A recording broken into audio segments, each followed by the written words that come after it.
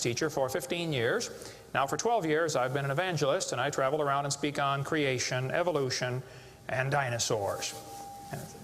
Honored to be here in Coeur d'Alene, Idaho. My first time to preach in your city. How many have been to one of my seminars before or have seen one of the tapes before? Oh, quite a few, okay. How many have not? And how many do not understand the question so far? Okay, that's what I thought. Well, great, it's an honor to be here.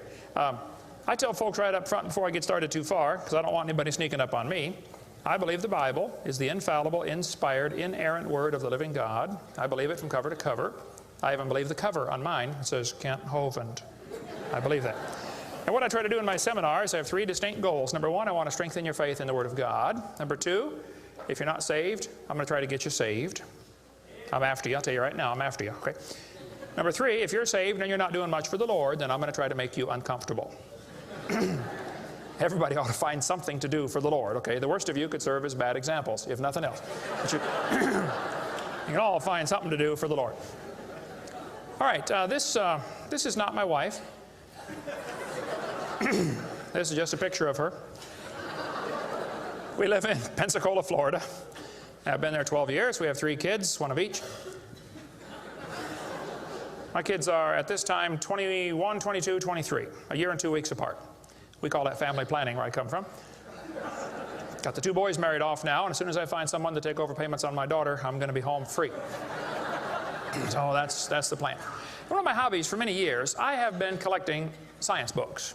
I like science. And you can ask any of my kids or ask my wife, when I get bored, which isn't too often around our place, I just read science books. I like science. Taught it for 15 years. Even though I'm not teaching it anymore, I still like to study. It's so many neat things to learn. And there's an awful lot of good science in these books.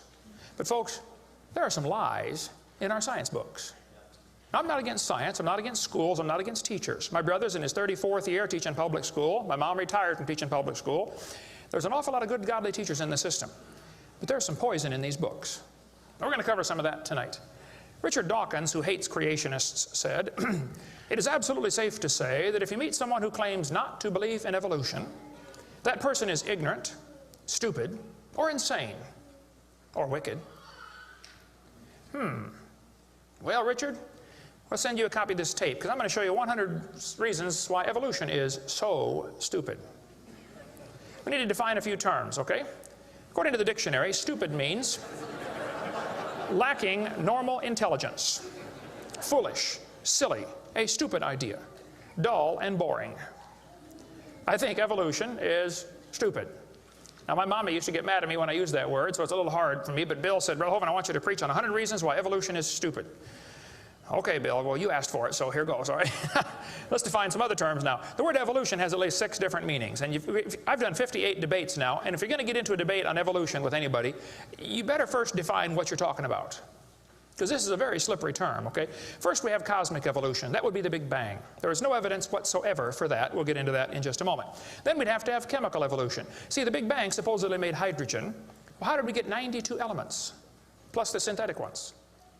I mean, how did the chemicals evolve? They don't talk about that much, but that would have to happen. Thirdly, we'd have to have stellar and planetary evolution. Did you know the stars would have to evolve? There's an awful lot of stars out there, folks, but nobody's ever seen one form. There's enough stars out there that everybody on Earth can personally own 2 trillion of them. We've never seen one star forming. We see them blow up from time to time. It's called a nova or a supernova. We've never seen one form. One professor told me one time, he said, "Well, we calculated in the laboratory that if 20 stars explode near each other, it'll produce enough energy to make a brand new star." I said, "Well, that's brilliant. You got to lose 20 to gain 1. You ought to run for Congress. You could help those guys borrow their way out of debt." Man, first place, that's all theoretical. We've never seen it happen, okay? And I think it is scientifically impossible. See, then we'd have to have organic evolution. That would be the origin of life. How did life get started from non-living material? Now, according to the evolution theory, that would have to happen somewhere along the line, long ago and far away. Life had to come from non-living material. And yet, we've never seen that happen. There is no evidence that it can happen. We'll talk about that in a minute. Fifthly, we would have macroevolution. That is where an animal changes into a different kind of animal. Nobody's ever seen a dog produce a non-dog. But the evolutionist believes a dog came from a rock. if you go back far enough in time, 4.6 billion years. Finally, we have microevolution. Now, I don't like this word, okay, because it gets people confused. I think we ought to just call it a variation. But microevolution happens, folks. That is a fact of science.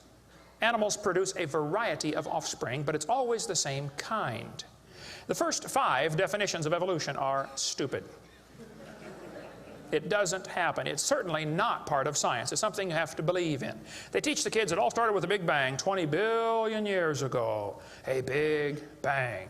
I like to ask them some simple questions. What exploded? And where did it come from? And where did the energy come from? Et cetera, et cetera. According to the Big Bang theory, it all started with a little tiny dot and exploded and spread out over all the universe much faster than the speed of light. Well, the Big Bang theory, as we'll see in a minute, is stupid. I don't know of a better way to say it. I'm trying to be nice to them, but it is just stupid. The Big Bang idea started with a Belgian astronomer named George something, can't pronounce his last name. George said that this original matter was no more than a few light years in diameter. At the very least, that would be 2, or about 12 trillion miles. So they started off teaching a spot 12 trillion miles across was what exploded. Well, they revised that down. In 1965, they said, no, it was only 275 million miles across. Well, that's way down from 12 trillion. 1972, they said, no, it's only 71 million miles across. I don't know how they know this stuff, but this is what they taught, okay? 1974, they said it was only 54,000 miles across. 1983, they said it was the trillionth the diameter of a proton. Now they're saying it's nothing at all. Nothing exploded. And here we are. This is what the textbooks teach. 18 to 20 billion years ago, all the matter in the universe was concentrated into one very dense, very hot region that may have been much smaller than a period on this page. That's stupid. This one says, all of the matter and energy someday will once again be packed into a small area, no bigger than the period at the end of this sentence. Then another Big Bang will occur. It happens every 80 to 100 billion years. So you can forget about global warming. We're going to get squished. Now, this textbook author was brilliant. I could not believe how smart this guy was. He said, boys and girls, nothing really means nothing. You have to be at least that smart to write a book. He said, not only matter and energy would disappear, but also space and time. However, physicists theorize that from this state of nothingness, the universe began in a gigantic explosion. What? Yes, boys and girls, you see, nothing exploded, and here we are. Now, who can argue with logic like that? Man, they even put this in major science journals like Scientific American. This fellow said, the observable universe, that would be us, could have evolved, there's that word again, you got to watch that one, okay, 6 meanings, from an infinitesimal region. In the Greek, that means a dot. It's then tempting to go one step further and speculate that the entire universe evolved from literally nothing. They call that science and put it in a science book. I would call that stupid and put it in the garbage. This is what the books teach. I collect them. I've got hundreds and hundreds of these books from countries all over the world, clear back from 1890s up until the 2001 textbooks. They're teaching this kind of stuff, folks. This one says, all the matter in the universe was drawn into this little tiny dot. And it spun faster and faster. This is what they teach the kids. Some kids doing this for homework tonight, right? It spun faster and faster. One day, it exploded. Big Bang. I was talking to a professor from Berkeley one time. I was sitting on the airplane next to a professor from Berkeley University. I don't know if you folks here in Idaho ever heard of Berkeley or not. But Berkeley is not a Bible college. So we got talking about the Big Bang, and he said he believed in the Big Bang theory. I said, yes, sir, I figured that. You have to teach it at Berkeley. I said, tell me, sir, how did the universe get here? He said, well, 20 billion years ago, all the matter was squished in this little tiny dot, and it was spinning real fast, and it exploded. Big Bang. And pieces flew off and became the galaxies and the sun, the moon, the stars, and finally, you know, people. Here we are. I said, sir, could I ask you a couple questions, please? You know, one of my favorite things to do in life is asking questions to people who believe in evolution. I absolutely have a wonderful, that's how this whole ministry started. 12 years ago, I moved to Pensacola, Florida. Some article came out in the newspaper that said dinosaur bones found in Montana from 80 million years ago. I wrote my first letter to the editor in my life about 12 years ago. I wrote a letter to the editor. I said, yes, they found dinosaur bones, and yes, it was 40 feet long, and yes, it was found in Montana, but it was not from 80 million years ago. This one probably drowned in the flood in the days of Noah, 4,400 years ago. And you would have thought I shot the sacred cow. Actually, I did. Boy, there began to be quite a battle in the newspaper, letters to the editor flying back and forth, and finally a university called me and asked me to do a debate with one of their professors. Well, I'd never had a debate in my life except with my wife, and I lost those every time. So I was not excited about debating, but I said, well, how do you do it? What do you want? And the guy said, well, you send us 30 questions, and the other guy will send in 30 questions, and we'll discuss those questions for the debate. I said, okay. So I sent him 30 questions. I thought they were perfectly legitimate, fair questions. I said, a woodpecker's tongue goes all the way around the back of his head and comes on top of his left eyebrow, left nostril here. Would you please show me any fossils that have been found, intermediate species between a normal bird and a woodpecker, with his tongue going all the way around his head? What evidence do you have of how this evolved? That question never came up. I don't know what happened to it. But I said, termites chew on wood and they swallow it, but termites can't digest it. It goes into their stomach, and there's little tiny critters in their intestines that actually digest the cellulose. Now, those little critters can't live without the termite, and those termites can't live without those critters. Which one evolved first? I thought it was a fair question, but it never came up. I don't know what happened. I think they lost my list. But anyway, one of my favorite things to do is asking questions to people who believe in evolution. So I asked this professor if I could ask him some questions about the Big Bang. He said, sure, what would you like to know? I said, well, sir, you told me 20 billion years ago all the matter in the universe was squished in this little tiny dot, and it was spinning faster and faster and exploded. I said, where did all this matter come from? He said, well, we don't know that for sure.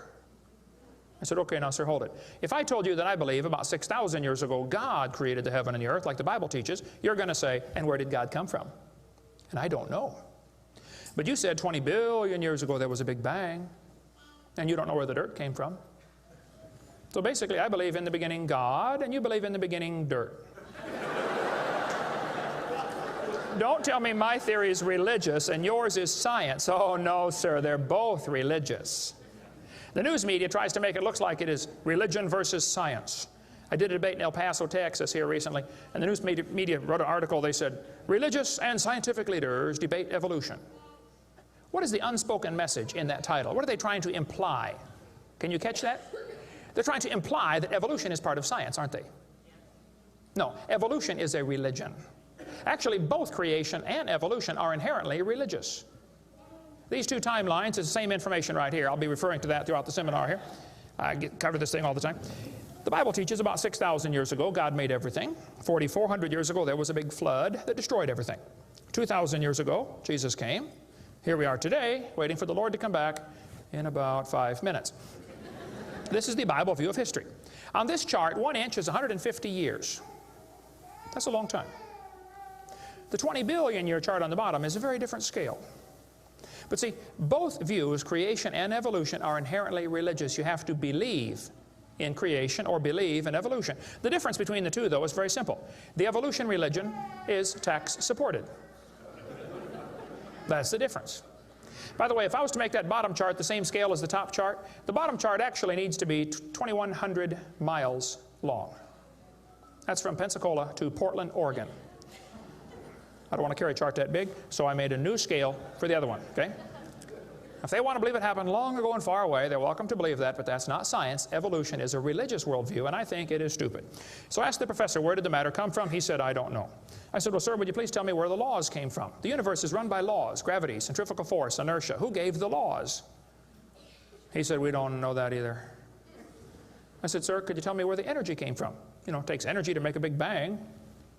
Who bought the gas to run this machine anyway? He said, we don't know that either. I said, sir, could I ask you another question? He said, sure. What else would you like to know? What else? What do you mean else? You haven't told me nothing yet. I said, does Berkeley have a merry-go-round? How many of you know what a merry-go-round is? You go round and round until you puke, okay? He said, no, we don't have a merry-go-round at Berkeley. I said, you ought to get one. You could learn some good science on a merry-go-round. If you put some fourth graders on a merry-go-round, are there any fourth graders in here tonight? Who's in fourth grade? All right, I like fourth graders. I spent the best 5 years of my life in the fourth grade. That's before they diagnosed ADD. Put some fourth graders on the merry-go-round. I like using fourth graders because they're tough and they're expendable. And we're going to get the high school football team out there to get that thing spinning clockwise as fast as it will possibly go. Now, if you have a digital watch, you may not know what clockwise means. I'll explain it later. We're going to spin the merry-go-round clockwise. The kids are going to go through 4 phases. They start off in phase 1. They're screaming at the football players. Come on, let's go, faster, faster. Can't you go any faster? You get up around 30 miles an hour. The kids enter phase 2, where they stop screaming. They just quietly concentrate on trying to hang on for dear life. You get up around 60 miles an hour. The kids enter phase 3, where they start screaming again. But now they're screaming, stop, stop, please, slow down. Don't stop, though. Keep going faster and faster. When you get to about 100 miles an hour, you should enter phase 4. That's where the kids begin to fly off the merry-go-round. Now, when this happens, you will notice a very interesting phenomena of physics. If the merry-go-round is going clockwise, when the kid flies off, the kid will be spinning clockwise until he encounters resistance, like a tree or telephone pole. That's because of a law in physics known as the conservation of angular momentum. You see, if a spinning object breaks apart in a frictionless environment, the fragments will all spin the same direction. It's very simple. It's because the outside is moving faster than the inside. And so it keeps the same direction of spin. The professor said, yes, I understand about the conservation of angular momentum. I said, well, good. I'd like to ask you a question then, sir. If the whole universe began as a swirling dot, like you said, why do 2 planets spin backwards? He said, that's interesting. I said, no, that's more than interesting. It's kind of hard on your Big Bang Theory. Not only that, 6 of the moons are spinning backwards. Why? He said, I don't know. Why do you think they're going backwards? I was hoping he was going to ask that. I said, well, sir, I believe it's very simple. You see, I believe in the beginning God created the heaven and the earth, and God did it that way on purpose, just to make the Big Bang Theory look stupid.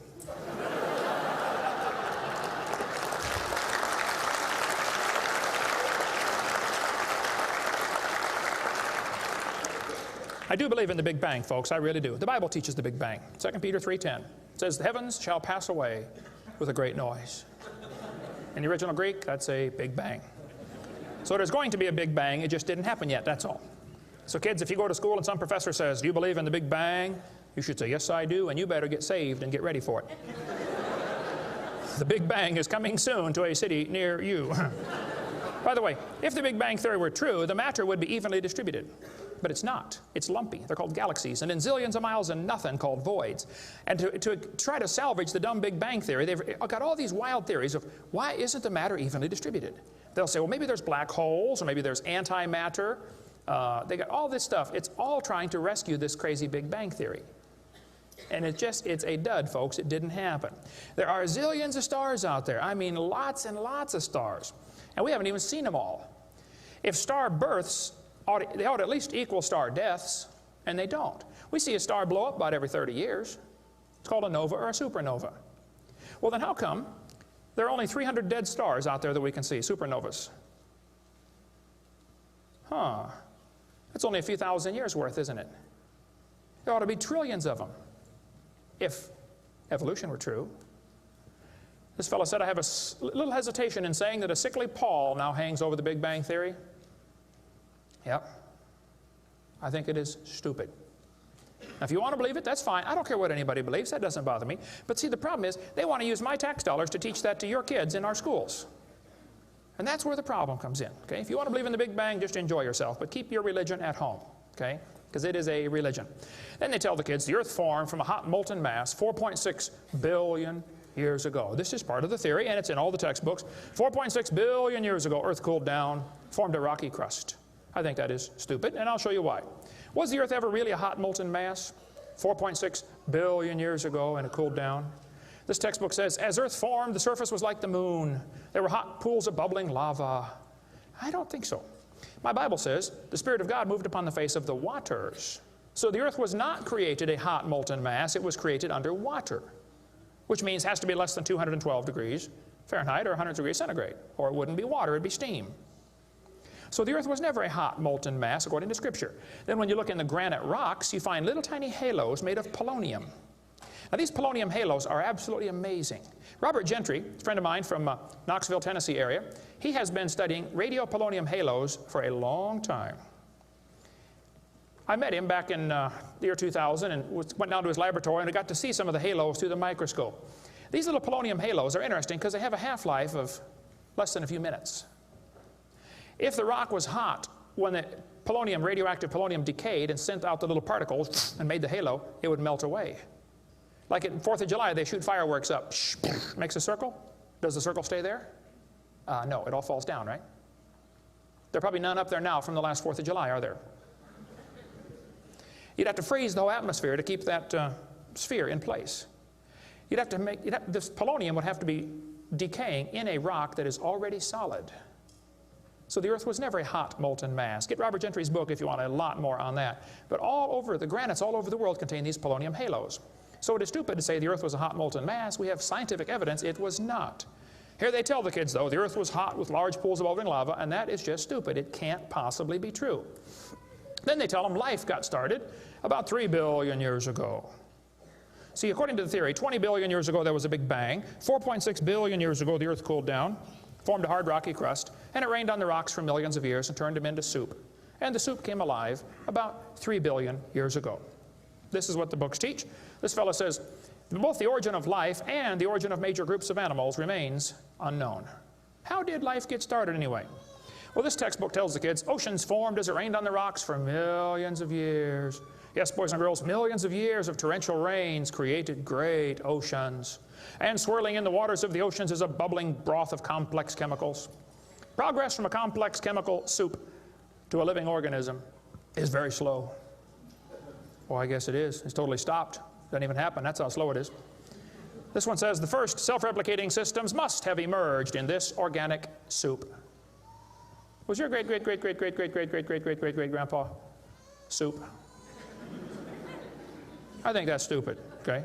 Now, if they want to believe it, that's fine. I don't care what they believe, but don't call it science. What happened back in the 1950s, a guy named Miller and Urey wanted to know how the Earth and solar system had come to be. So they tell the kids he took a mixture of Earth's primitive atmosphere. We'll talk about that in a minute. He never proved how life originated, but he did add evidence to the theory that life could have started by itself. Well, is that true? Now, did he really do that? Well, let's just study the facts here. This textbook tells the kids, many important events occurred during the Archean era, the most important of which was the evolution of life. Progress from complex molecules to even simplest living organism was a very long process. Long ago and far away. Fairy tale kids, coming up. First living cells emerged 4 billion to 3.8 billion years ago. I like that word, emerged. They use it all the time. Like that explains how it happened, you know. It just emerged. There is no record of the event, they tell the kids. Look, kid, we know what happened and you're going to be tested on this, but there's no proof. Oh, okay. It's not science. First living self-replicating systems must have emerged in this soup. I don't think so. Here's what students are taught in school. This picture of the different glass tubes and flasks and pipes going around, they tell them this is how they made life in the laboratory. He said he studied the chemical reactions of gases that existed in Earth's primitive atmosphere. Ooh, now this is important, okay? Notice up in the upper right-hand corner, he had methane, ammonia, water vapor, and hydrogen, no oxygen. He circulated these gases through these tubes through a spark, supposed to represent lightning. And sure enough, it produced a red goo at the bottom of the flask and had some amino acids in it. It didn't come close to getting life, though. Miller excluded oxygen in a reducing atmosphere because life could not evolve with oxygen. Anything that got together would oxidize. Cut a banana open, lay it on the table, it'll turn brown, it'll oxidize, okay? So will an apple, so will anything alive. It'll oxidize. So that's why he didn't have any oxygen in the experiment. One of his gases was ammonia. Well, this creates a real serious problem because ammonia is destroyed by UV light. And UV light must be blocked by ozone, which is made from oxygen. I got a problem here. This textbook says several billion years ago, Earth's atmosphere had no free oxygen. Well, that's just simply not true. Ozone is made from oxygen and it blocks UV light, and ammonia, one of the gases needed for the experiment, is destroyed by UV light. So life cannot evolve without oxygen. But also life cannot evolve with oxygen. Well, I got a solution for that one. It didn't evolve. And by the way, the Earth has always had oxygen, even more than it does today, okay? Air bubbles are often found trapped in amber, like the movie Jurassic Park, you know, where they drilled in and got the mosquito blood. These air bubbles, though, have 50% more oxygen than we do right now. We cover more on that on my video series, videotape number 2, about what the pre-flood world was like and why they lived to be 900 on the blue series of tapes out there on the table. But this textbook says the mixture at the bottom of the flask was rich in amino acids. Oh, come on, that is stupid. It was not rich in amino acids. Let's tell the kids what they really found, okay? He filtered out the product. As this gas went through the tubes, he sparked it, produced this goo at the bottom, and he drew the goo off, because if it went through again, it would be destroyed by the spark. Now, in real life, you're not going to get a section of the ocean protected. They say this just happened by chance in the ocean. You can't filter out the product then. Secondly, what he made was 85% tar, 13% carboxylic acid, 2% amino acids. So 98% of his mixture was poisonous to life. I would not call that a success. And there are 20 different amino acids, sort of like 26 letters in the alphabet. There are 20 amino acids. Those amino acids go together to make proteins, like letters go together to make sentences. Mostly he made just 2 of these amino acids. And they bond with the tar and the acid very quickly, more readily than with each other. It was a failure as an experiment. Amino acids are like letters of the alphabet, sort of like building blocks. You have to have a bunch of amino acids to make a protein. Then you have to have a bunch of proteins to make a cell. And you got to have a bunch of cells to make an organism. And one cell is more complex than a space shuttle. And all he got was a couple of the amino acids. That's like me dropping toothpicks, and I happen to make a few letters of the alphabet. That's possible, isn't it? Toothpicks could fall in the shape of a T, or an H, or an I, or an E. That's possible. But if I'm able to drop toothpicks and produce a few letters of the alphabet, should I therefore conclude that nobody wrote Webster's dictionary? The difference between making a letter with toothpicks and making Webster's dictionary is about like making an amino acid and making a living cell. He didn't come close to making life. He made the equivalent of a few letters, and he actually needed to make huge books. And half of his letters were backwards, left-handed. This creates a real problem, since the simplest proteins, the smallest proteins, have 70 to 100 amino acids, all of them left-handed. This really compounds his problem. RNA and DNA are all right-handed molecules, and they are unbelievably complex. And hundreds of these amino acids must combine to make a protein, and this has to be in a precise order. And they unbond in water much faster than they bond, and last time I checked, the oceans are completely full of water. So Brownian motion is going to drive them away from each other, not together. It just isn't going to work. He did not make life in the laboratory. But they tell the kids, he showed how life could have started by itself. Oh, that is just a stupid, okay? That's a lie. He did not show anything of the kind. And every experiment since then has made the problem worse. They're finding more and more things that just couldn't happen. Don't call that science. But they tell the kids, 3 billion years ago, life appeared on Earth. Asked me to speak at this college in Boston one time. This preacher called all the colleges and universities around Boston and said, would you like to have Kent Hovind come speak at your college? Finally, one professor said, yes, he can come speak at our school if our professors can ask him any questions they want, because we want to show our students how dumb these creationists really are.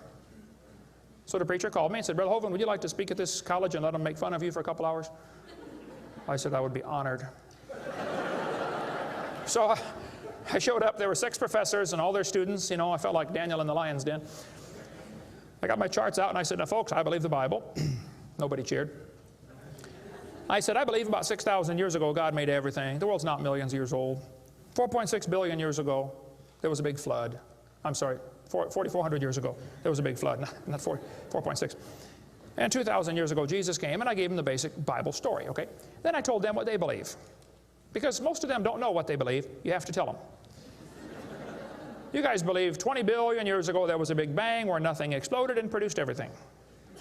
4.6 billion years ago the earth cooled down, made a hard rocky crust. It rained on the rocks for millions of years, turned them into soup, and the soup came alive 3 billion years ago.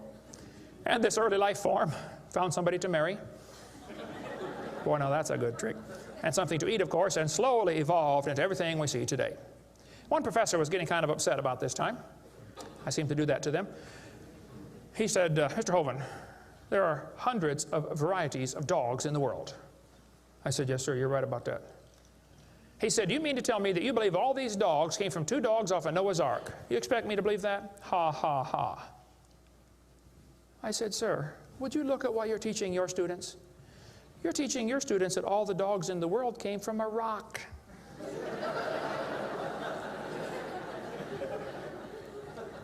I had one lady, a woman, come to me after a debate one time.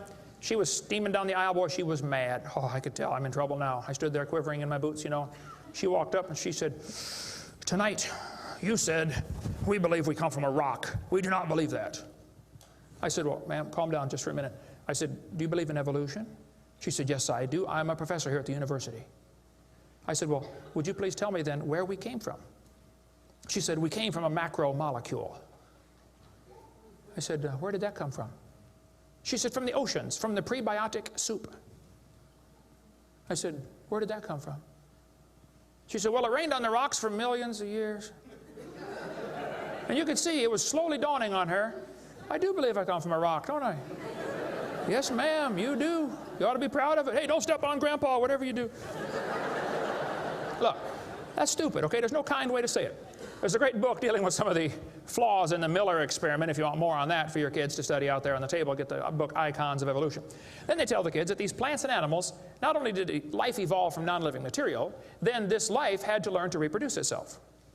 Why would any organism want to reproduce more of its own kind when that's only going to increase competition for the food supply? Why didn't they instead evolve the ability to live forever and be happy?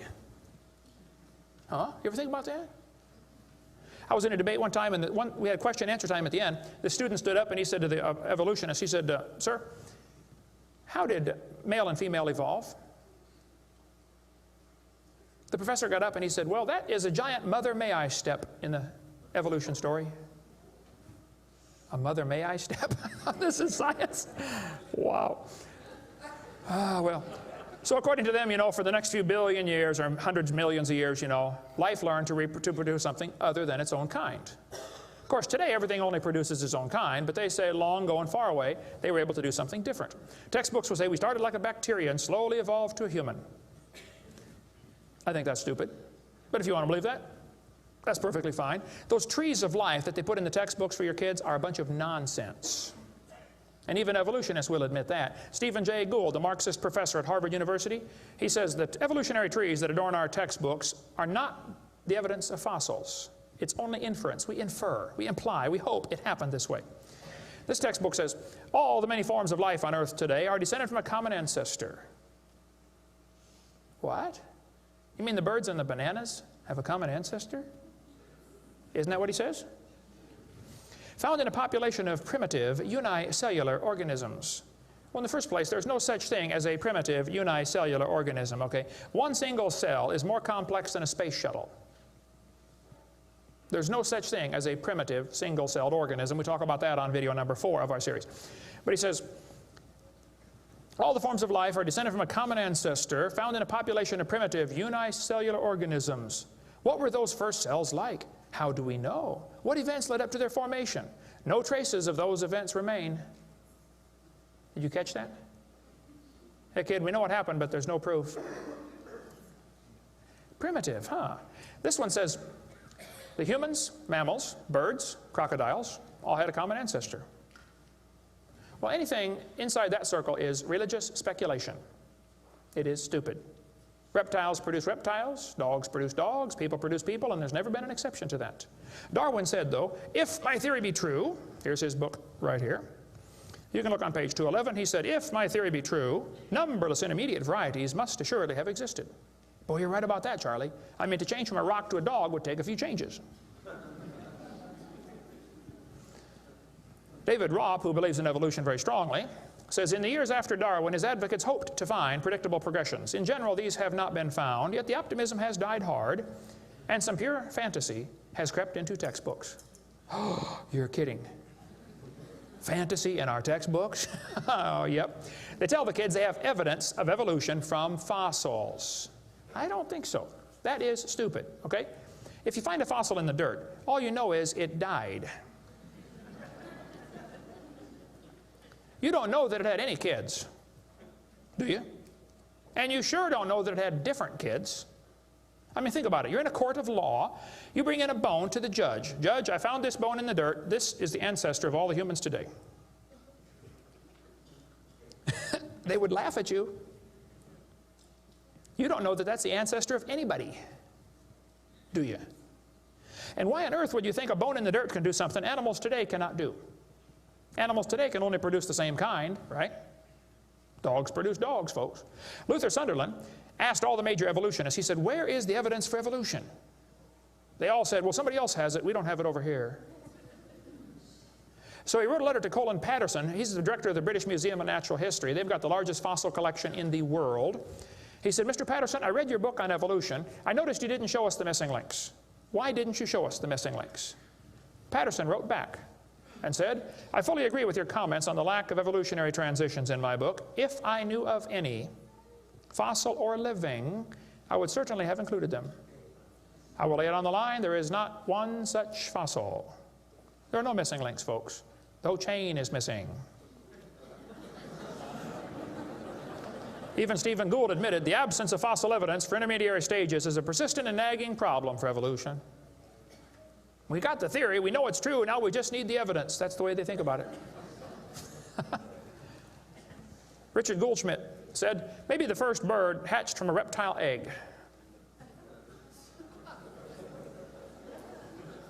Well, Richard, I'm sorry. I don't mean to be disrespectful, but that's stupid.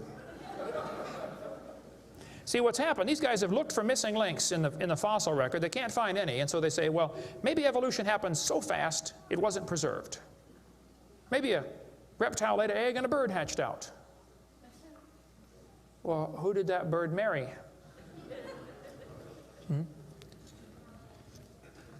There's only about a zillion differences between a reptile and a bird. We'll get into that later sometime if we get time. But if they want to believe that, that's perfectly fine.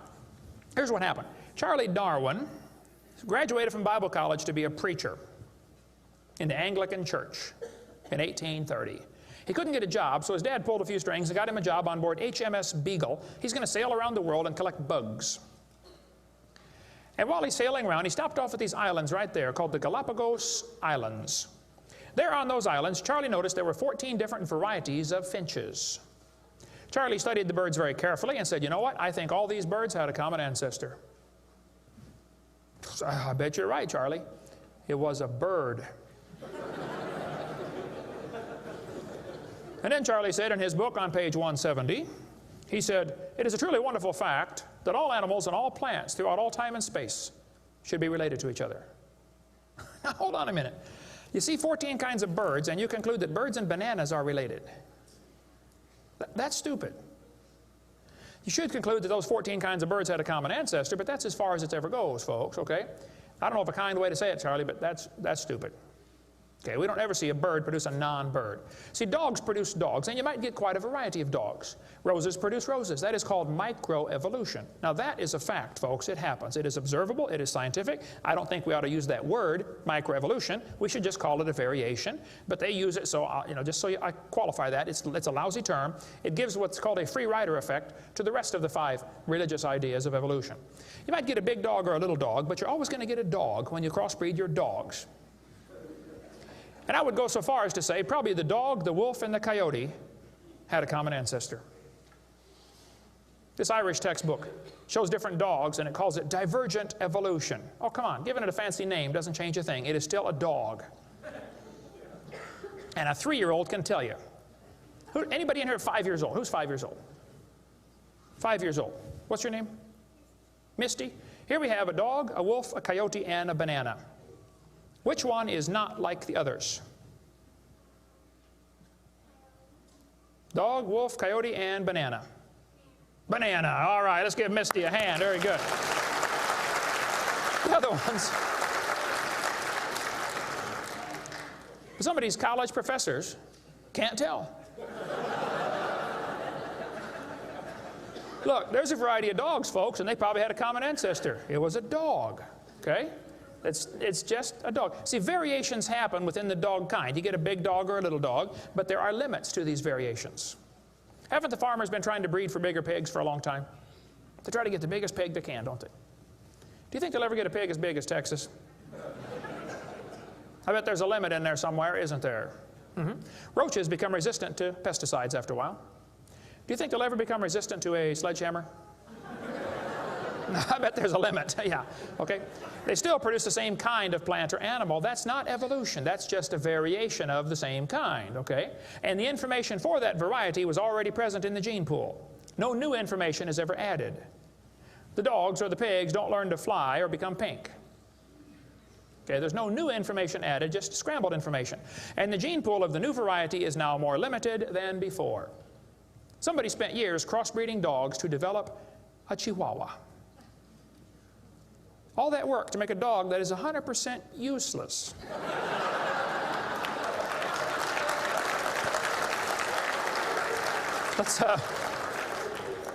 Let's turn all the Chihuahuas in the world loose back into the woods. How long would they last? They'd run up to the wolf. Yep, yep, yep, yep, yep. Crunch. Go ahead, make my day. A useless dog. Genetic information was lost when you got your variation. It wasn't added. You might have selected a certain slice of the gene pool with small dog, quick characteristics, but you didn't add anything. You selected something from the population. I come from Illinois, corn country. There are so many kinds of corn up there, they have to number them. You'll be driving down the highway. You'll see BX65, don't mix it up with XL29, something will blow up. But I'll tell you what, folks, you can crossbreed your corn from now till the cows come home, and you always get corn. You will never get a hamster or a tomato or a whale to grow on that corn stalk, okay? It won't happen. There's a variety of cows, and they probably had a common ancestor. It was a cow. Variety of horses, no question. Probably the zebra and the horse had a common ancestor. But the kids are going to be taught in school tomorrow in your town that the horse used to have 4 toes. Well, there's some things they don't tell the kids about this Eohippus to Equus series, which has been proven wrong 50 years ago, but still is in your textbooks right here in this town. They don't tell them the original so-called horse is the size of a fox. It was a meat eater and had 18 pairs of ribs. The next one had 15 pairs of ribs. A couple of trips through the buzzsaw did that. And then it miraculously grew back 19 pairs of ribs as it evolved, and then back to 18. They also don't tell them the whole thing's been proven wrong a long time ago. Like this guy says in a biology textbook, other examples like the gradual evolution of the horse have not held up under close examination. That's a polite way of saying it's proven wrong, okay?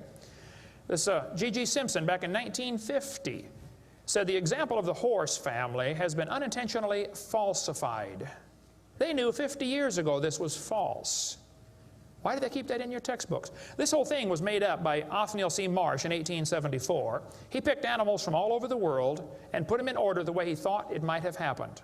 They were never found in that order.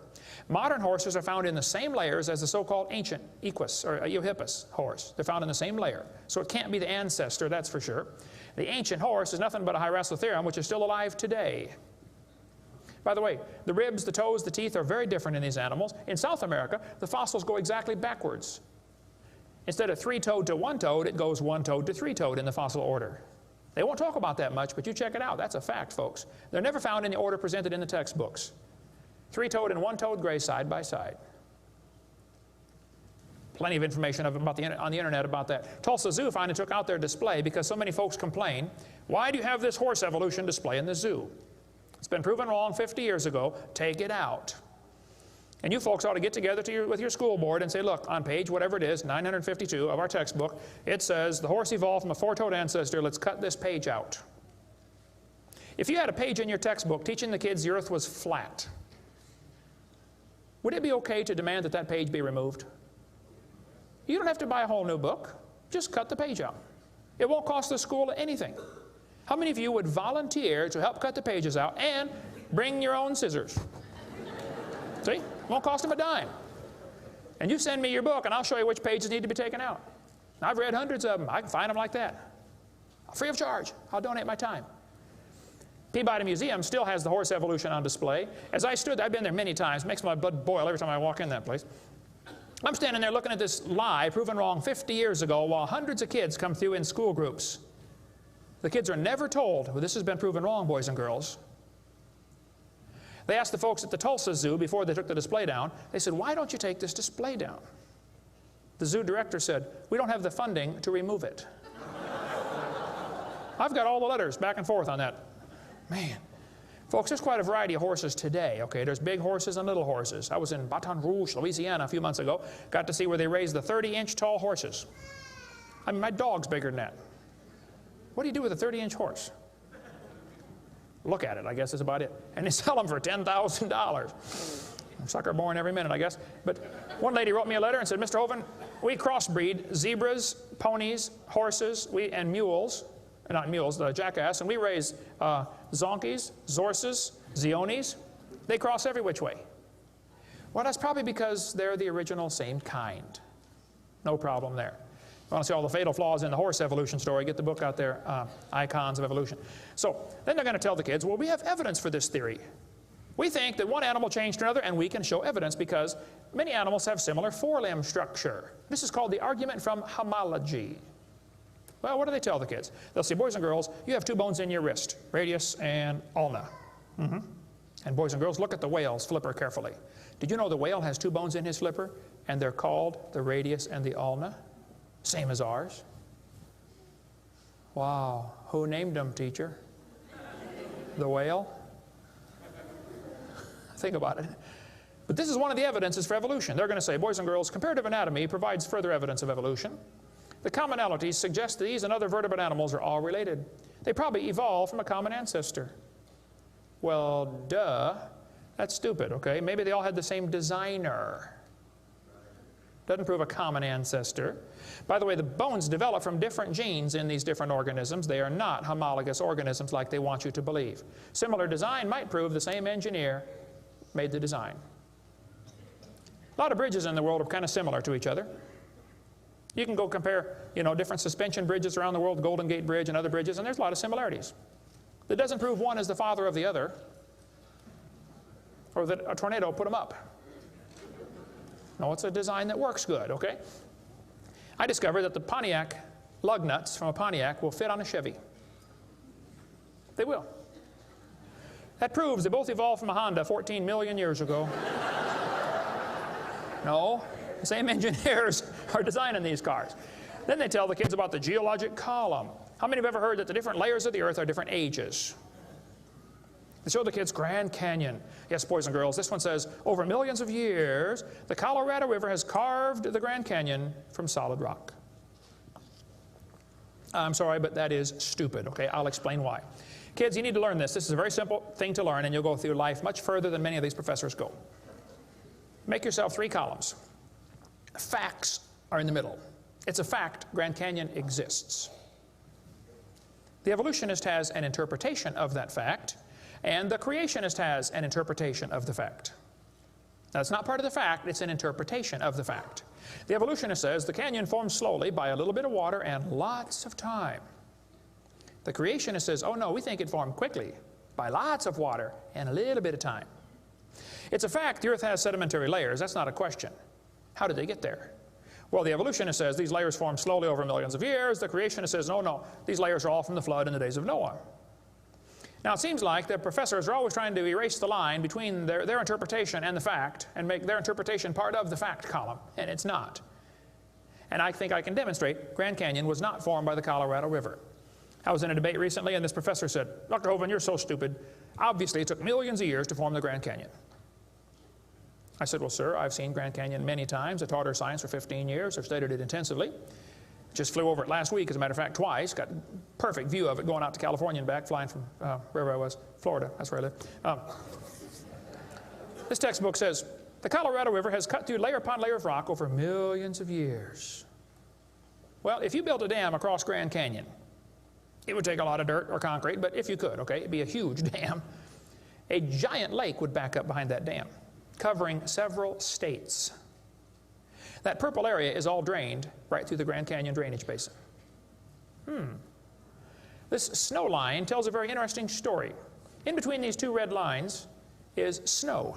This is a picture from a satellite showing about 150 or 200 miles of the canyon area. Real wide shot. The river enters the canyon at the far right. The river is 2,800 feet above sea level. As it goes down through the canyon, the ground is rising up. It's called the Kaibab uplift, okay? The uplift is 7,000 or 8,000 feet above sea level. Interesting. The river flows downhill. All rivers flow downhill. So as the river enters the canyon and flows downhill from there, when it gets to the 1,800-foot elevation mark, the top of the canyon is 7,000 or 8,000 feet above sea level, so it's over a 1-mile drop. Very impressive, hole in the ground. But some points to ponder. I said to the professor, I said, sir, did you know the top is higher than the bottom? He said, yeah. I said, did you know the river only runs through the bottom? He said, yeah. I said, sir, the top is higher than where the river enters the canyon by 4,000 feet. Rivers don't flow uphill. There's no delta. Where's all the mud that washed out? There's no way that river made that canyon. Grand Canyon is a breached dam, a spillway that washed out. There was a lake probably for some length of time after the flood and got too full and all that water went roaring through there. Probably carved that canyon out in a couple of weeks. Not millions of years. Absolutely impossible for that river to have made that canyon. We cover lots more on that on videotape number 6 of our series. But they tell the kids, the Colorado River made this canyon slowly over millions of years. I'm sorry, that is stupid. That can't possibly be true. They need to learn the facts. Charlie Lyell, back in 1830, he was a lawyer from Scotland. Somebody calculated one time that if all the lawyers in the world were laid end to end around the equator, we would all be better off. Charlie Lyell hated the Bible. In 1830, he wrote this book right here. Oh, I got it down on the table. I picked up the wrong one. Principles of Geology. Here it is on this table. Charlie Lyell wrote this book, 1830. In this book, he mocked at scriptures. He hated the Bible. You can see it mocking all through they're here. In here, he and other fellows back in that time, Cuvier, Strata Smith, and some of these guys, they invented the geologic column. How many have ever heard of the geologic column before? They say each of the layers is a different age, you know, Cenozoic, Mesozoic, Paleozoic, Archeozoic, all them Zoic boys. And they gave each layer of rock a name, like maybe you saw the movie Jurassic Park, and an age, and an index fossil. This was done in 1830, way before there ever was a carbon dating or potassium argon dating or lead-208, lead-206, uranium-235, uranium-238. Didn't exist, folks. The dating text didn't exist. They just made up these numbers out of the clear blue sky. The geologic column is the Bible for the evolutionist. It can only be found one place in the world, the textbooks. There's no geologic column, and they know it. This fellow says, if there were a column of sediments, unfortunately, no such column exists. The geologic column is a hoax. Does not exist. It is stupid. Those layers cannot be different ages. If the geologic column were all in one place, it would be 100 miles thick. Didn't happen. By the way, if the geologic column were true, if you look at the side of Grand Canyon and see all these thousands of layers, why are there no erosion marks between the layers? Don't you think if one layer sat there for 10 million years waiting for the next one, it would rain once or twice? No erosion marks between the layers. Interesting. Oh, something to consider anyway. Those layers were all deposited very rapidly, and I think we can demonstrate that scientifically. If you take a jar of dirt, put some water in it and shake it up, and set it down, it'll settle into layers for you automatically. It just takes a few minutes. It's called hydrologic sorting. The gravels go to the bottom, and then the sands and the silts and the clays. It'll sort just like that, folks. Go home and do it with a jar. You'll see what I'm talking about. Years ago, I was preaching in Union Center, South Dakota. Union Center is right there. It's not even on the map. There are 40 people in the whole town. 38 of them came to church. I don't know where the other 2 were. But they showed up later, I guess. But the preacher said, hey, Brother Hovind, let's go down to Rapid City, South Dakota. They've got a museum down there with a bunch of dinosaur bones. I said, all right, I like dinosaurs, let's go. So we all drove down to the museum. The guide met us at the door. He said, would you like me to give you a tour? We said, that would be great, sir. The first place we stopped on the tour was the geologic time scale, the big chart. They got it behind glass so the kids can't touch it. You know, this is holy, sacred. And the guide said, now, boys and girls, this layer of rock right here is about 70 million years old. My daughter was 12 at the time. She raised her hand. She said, mister, how do you know that layer is 70 million years old? He said, well, honey, we tell the age of the layers by what kind of fossils we find in them. They're called index fossils. Oh, she said, thank you, sir. We walked around the other side of the dinosaur, and we're standing over here, and the guide said, now, folks, these bones you're looking at are about 100 million years old. My daughter raised her hand again. She said, mister, how do you know those bones are 100 million years old? He said, honey, that's a good question. We tell the age of the bones by which layer they come from. She said, excuse me, sir, but when we were standing over there, You told me you knew the age of the layers by the bones, and now you're telling me you know the age of the bones by the layers. She said, isn't that circular reasoning? I thought, wow, a chip off the old block. That guide had the strangest look on his face. It was almost as if he were thinking.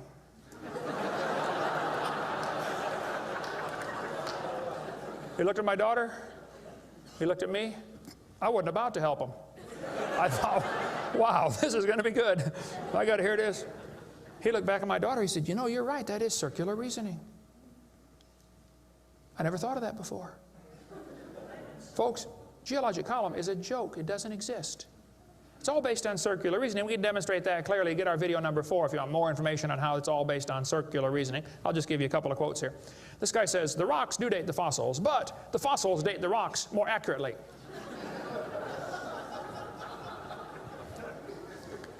Stratigraphy cannot avoid this kind of reasoning if it insists on using only temporal concepts because circularity is inherent.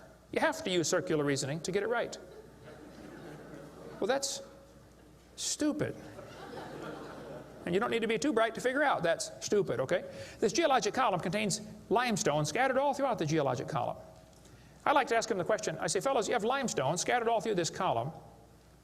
How do you know the age? It's all limestone.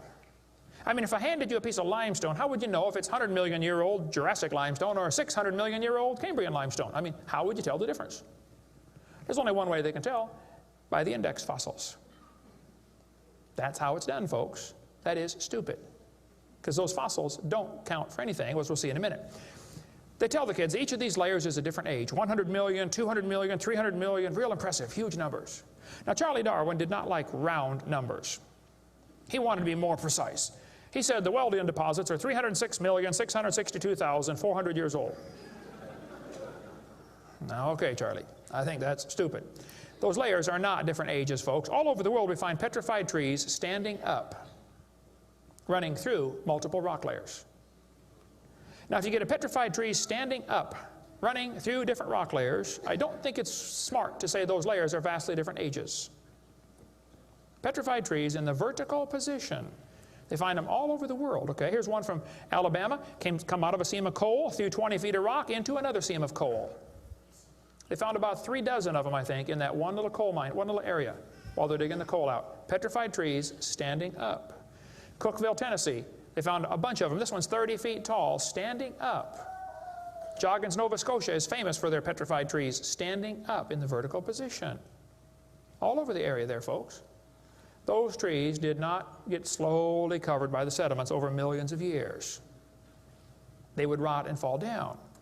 Sometimes the petrified trees are upside down, running through many rock layers. Scientists estimate at the bottom of Spirit Lake in Mount St. Helens there are now 20,000 trees that were blown out by the volcano. Thousands of them are standing up in the bottom of the lake, already buried 15 feet deep in mud. None of them grew there. Those trees are going to petrify. It only takes a few years to petrify a piece of wood. In the laboratory, it can be done in 24 hours. We cover lots more on how fast things can petrify in videotape number 6 of our series. But they dug up a guy, they buried this doctor in Tennessee. 14 years later, his wife died. When they went to dig the grave, water soaked into her grave. And they said, oh, we can't bury Grandma there. So they dug a hole on the other side. Water soaked in. So they dug a hole and buried Grandma somewhere else. And then the kids got worried about Grandpa, and so they went and dug up his grave. The arms had rotted off, but the rest of the body had petrified in 14 years, turned to stone from water running through the coffin. I got tons of material on how fast things can petrify. Those layers are not different ages. They all formed in one big flood in the days of Noah. To tell the kids the layers are different ages is stupid. That just simply is not true. So what about carbon dating and potassium argon dating and rubidium strontium dating and lead-208, lead-206, uranium-235, uranium-238? Well, we'll cover that after a quick break here. Show you some ways that this is just stupid, okay? That's not a way to tell the age of anything. We're going to give you some more evidence that evolution is stupid. Now, if you want to believe in it, that's perfectly fine. I don't care what you believe in. But the devil is laughing at you for believing in that. He has you fooled, and he is laughing at you, okay? If you want to believe you came from a rock, well, you just enjoy yourself. But that's not science. God made this world. God loves you. God has a plan for your life. And if you don't want it, well, that's your business. But God loves you, and He wants you to come to heaven. And if you'd like to find out how to go to heaven, come see me. I'll be glad to show you. I'm going. It's not because I'm good. If I get what I deserve, I'm in serious trouble. But I've been forgiven by the blood of Jesus Christ. You can have the same thing. After the break, we'll show you some more things that make evolution stupid. Coming up next. Thank you.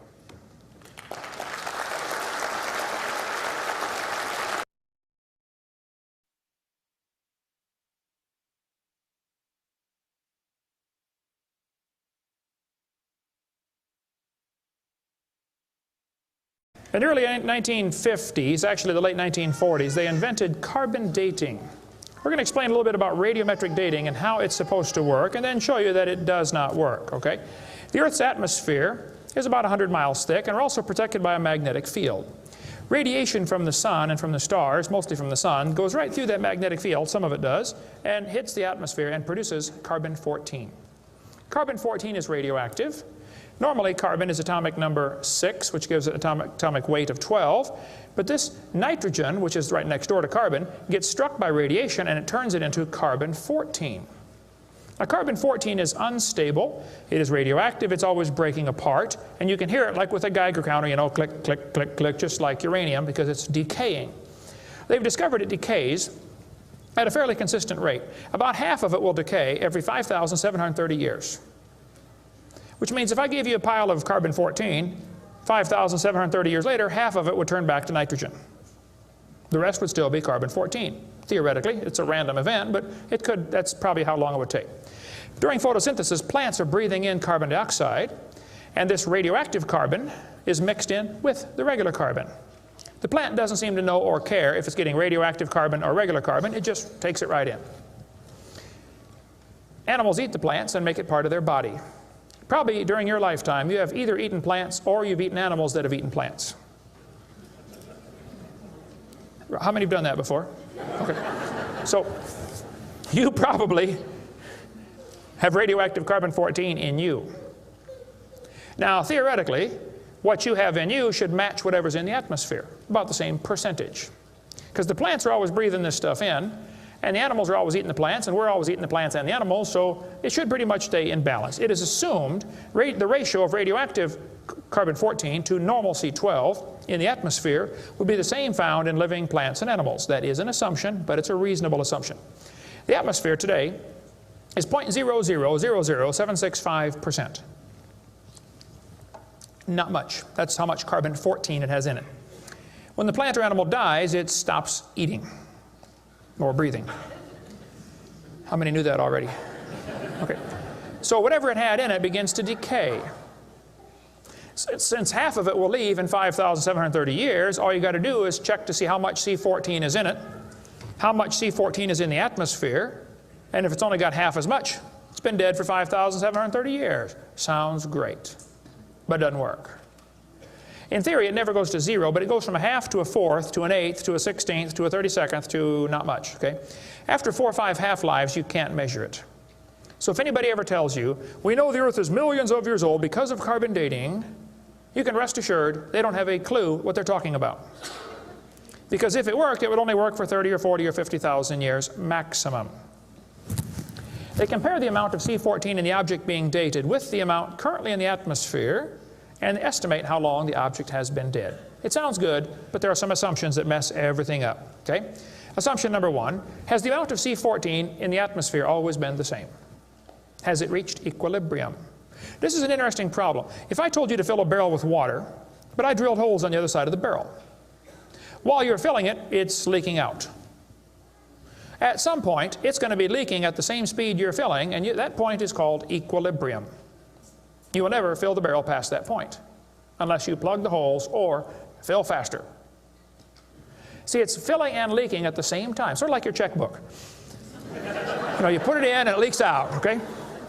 Hopefully you want to at least be at equilibrium, okay? If less than that, you're going to be in trouble eventually. See, if your outgo exceeds your income, your upkeep will be your downfall every time.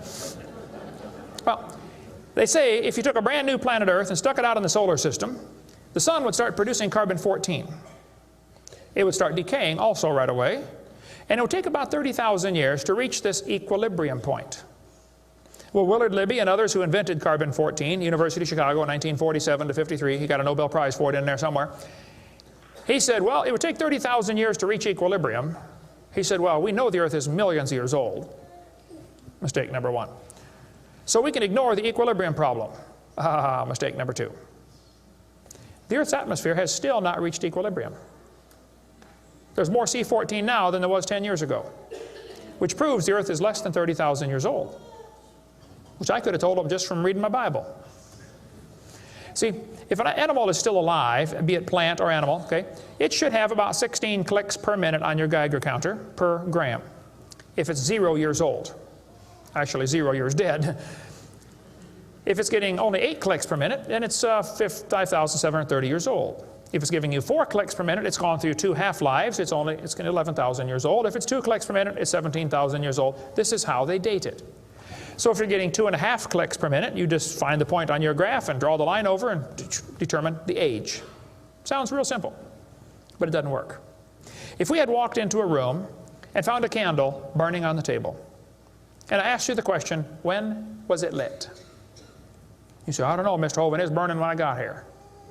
Okay, well then let's do some empirical science. Empirical science is things we can test and measure and observe and test. Not theoretical, I mean empirical. We can measure it and weigh it. Let's measure the height of the candle. Suppose the candle is 7 inches tall. Who can tell me when it was lit?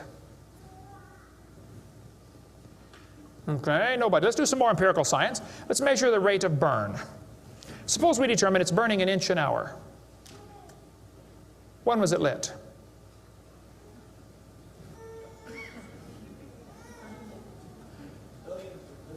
Billions of years ago. You're going to have a hard time telling me unless you're willing to make some assumptions. How tall was it when it started? Oh, we don't have any idea. Has it always burned at the same rate? Oh, we don't know that either, do we? You find a fossil in the dirt, you can measure how much C14 is in it. Very accurately, by the way. And you can measure how fast it's decaying. That's just like measuring the height of your candle and how fast it's burning. Now, when did that animal die? You don't have a clue. Unless you're willing to assume that the C14 when it was alive is the same as we have today, and assume the rate of decay has always been the same down through history. You can't prove either of those. Living mollusk shells were carbon dated at 2,300 years old. Hello, they're still alive. Freshly killed seal carbon dated 1,300 years old. Shells from living snails carbon dated 27,000 years old. That's stupid. He's still alive, okay? I know snails are slow, but 27,000 years, he'd be dead, okay? One part of a mammoth is 29,000 years old, another part's 44,000. One part of Dima was 40,000 years old, another part was 26,000, and the wood next to it is 9,000. The lower leg of a mammoth is 15,000 years old, the skin is 21,000. 2 mammoths found side by side in Alaska, one is 16,000, one's 22,000. Which number is right? Living penguins carbon dated 8,000 years old. 11 human skeletons, the earliest known human remains in the Western Hemisphere, were dated by accelerator mass spectrometer. All 11 dated about 5,000 radiocarbon years. Lava from a 1801 Hawaiian lava flow was 1.6 million years old. Well, hello is not even 200. Another volcano erupted in Hawaii in 1959. When they dated the lava, it was 8.5 million years old. These potassium argon dating for that, not carbon. Mount Etna in Sicily, I climbed Mount Etna when I was over there some time ago, erupted in 1972, 350,000 years old. Mount St. Helens built a new lava dome in 1982. They dated it, got numbers from 350,000 to 2.8 million. It's not even 20 years old. Here's what you ought to consider about carbon dating. Samples of known age, it doesn't work. If it's a sample of unknown age, it is assumed to work. That's stupid. In the last 2 years, an absolute date has been obtained for the Gandong beds above the Trinnell beds. It has the very interesting value of 300,000 years, plus or minus 300,000 years. Well, they nailed that one right on the head, didn't they? See, back in 1770, George Buffon said the Earth is 70,000 years old. 1905, the official age of the Earth was 2 billion. When they went to the moon, they said the Earth and the moon are 3.5 billion years old. 3.5 billion, dated with potassium-argon dating. Now they're telling the students it's 4.6 billion years old. Let's see, that means the Earth is getting older at the rate of 21 million years per year. That's 40 years per minute. Aging rapidly, folks. That's stupid, okay? All they do is add more time to make the theory look more reasonable. Long ago and far away. And when you prove it couldn't happen, they say, well, it was longer ago and farther away. Then they're going to tell the students one of the evidences for evolution is embryology. Now, there aren't too many things about this whole theory that make me angrier than this, so I'm going to try to stay calm and cool and collected while we discuss this. Ernst Haeckel, an embryology professor at University of Jena in Germany, loved evolution theory. When Darwin's book came out, Ernst Haeckel read that book the next year and said, wow, this is a great theory. All we need now is some evidence. 9 years later, they still had no evidence. So Ernst Haeckel decided to help Charlie out. He was an embryology professor, the study of animals before they're born. You know, the different embryos of all these different animals. He made drawings that were fake to make them look alike. The students are taught we have evidence from development. I don't think so. The similarity between early stages in development of many different animals helped convince Darwin that all forms of life shared common ancestors. Actually, Darwin considered this by far the strongest single class of evidence in favor, a class of facts in favor of his theory. This is stupid, folks. I'll show you. This textbook says, the human embryo growing in the mother has gills like a fish. Those little folds of skin are not gills, okay? Excuse me. Those little wrinkles under your chin when you're growing up later develop into bones in the ear and glands in the throat. They never have anything to do with breathing. I've seen folks that have 5 or 6 chins and they can't breathe through any of them but the top one. Those are not gill slits.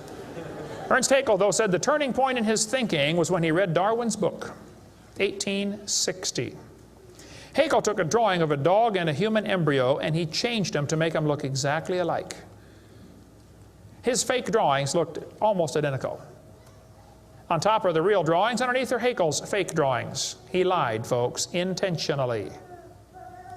He made huge charts of his posters of his drawings of these embryos and traveled all over Germany and just about by himself converted the Germans to believing in evolution. Which later led to the obvious question, well, if evolution is true, then maybe one of the races of people has developed farther than the rest. Which, by the way, is a subtitle to Charlie Darwin's book. You can look at it for yourself. The origin of species by means of natural selection, or the preservation of favored races in the struggle for life. See, Darwin was a racist. We cover lots more on that on video number 5. That one is politically incorrect. You don't want to watch that one, trust me. On top are Haeckel's fake drawings. Underneath are actual photographs of what he claimed he was drawing a picture of. Now, either he's a lousy artist or he's a liar. Well, it turns out he's a liar. He was convicted of fraud by his own university. Proven to be a fraud. But guess what? Haeckel's fake drawings are still used in textbooks in your state right now. Here's a textbook used at the University of West Florida, in the middle of the Bible Belt. It's only been proven wrong 125 years ago. I know it takes a while to get textbooks up to date, but that ought to be plenty of time. That's stupid. Those are not gill slits on the embryo. Here's an Irish textbook. I was just there a few months ago. It says the embryo has gill slits. That's baloney. This one says the embryo has gills. Glencoe Biology says they have gills. Proven wrong 125 years ago. This biology textbook says the human embryo has gills. Here's this Tim Barra writing his book on the myth of creationism. And he mentions the gills are evidence for evolution. You're only 115 years behind, Tim.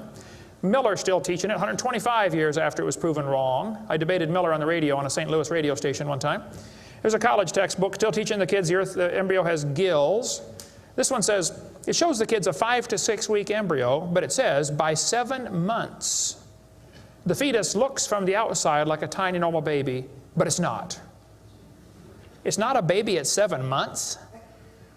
Excuse me? A whole bunch of kids born at 5.5 months survive. 34%. That's stupid to say it's not a baby at 7 months development. Maybe you heard about the woman that had surgery on her baby before it was born. They cut the mother open, cut the uterus open. The 5-month-old baby, 5 months in development, reached out and grabbed the doctor's finger. It's not a baby, huh? If it's not a human being, what kind of being is it? If it's not alive, why is it growing? Why do they keep that in the textbooks? Well, that's the only way to justify abortion. They want you to think it's not a human yet. Just a fish with gills. No, it's a human the instant it's conceived. And abortion is murder. Plain and simple. We cover lots more on that on my videotape number 4. You don't want to watch that one either. Then they're going to tell the kids, we've got evidence for evolution because dinosaurs turned to birds. This is stupid. This guy says, dinosaurs are alive as birds. Well, kids, in case you don't know, there are a few differences between a dinosaur and a bird. You don't just put a few feathers on them and say, come on, man, give it a try. It won't hurt too bad. That's stupid, okay? Dinosaurs did not turn to birds, okay?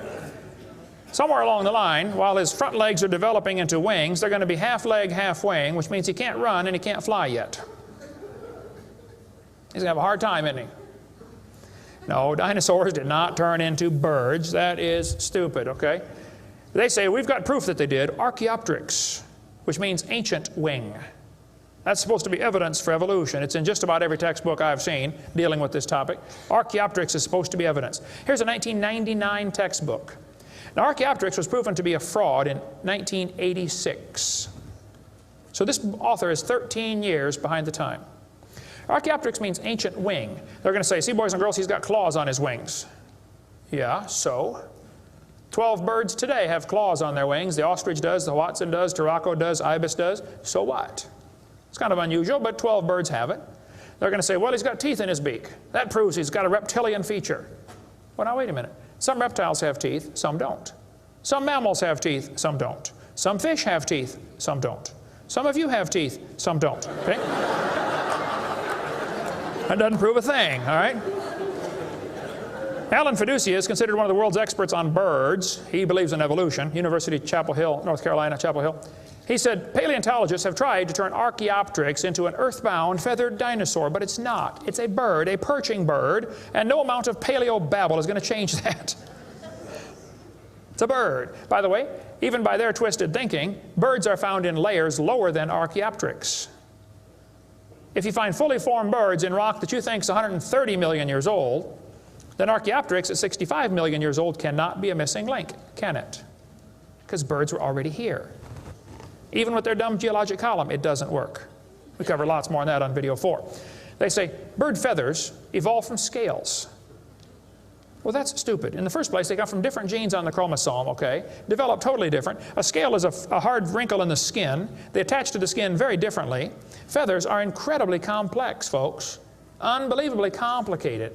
They're both made from the same protein, keratin, and that's where the similarity stops.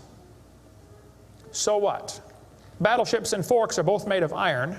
It doesn't prove they both evolved from a tin can. It proves the engineer's using the same material for different functions. And God used keratin for fingernails and hair and scales and feathers. So, same designer, that's what it proves. A lot more on the bird evolution in the book Icons if you want to get that. Then they tell the kids about the peppered moth.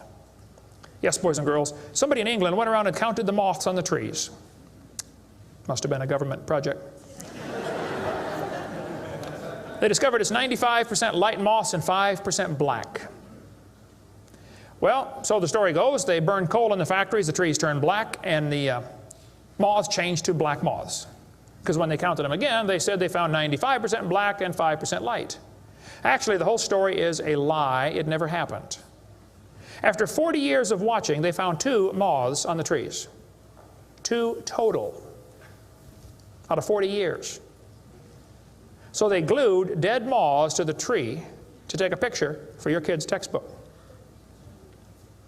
Then he wanted to get a picture of a bird eating a moth, so he put some moths in the refrigerator to calm them down, so they got nearly frozen. Then he put them on the tree, and they couldn't even hang onto the tree, so he warmed them up on the hood of his car. Put them out there on the tree, and the moth is staggering around trying to warm up, and a bird ate one. He got a picture. Wow, proof of evolution. It's a lie. Didn't happen. Even if it were true, dark moths and light moths were there at the beginning, and dark moths and light moths were there at the end. The ratio of population might have shifted, but the story wasn't true. So, doesn't prove anything. That's stupid. That's not evidence for evolution. They tell the kids, we've got vestigial structures. Now, a vestigial structure is something you don't need anymore. They'll say, boys and girls, you have an appendix that you don't need anymore. That's a vestigial structure. That's proof of evolution.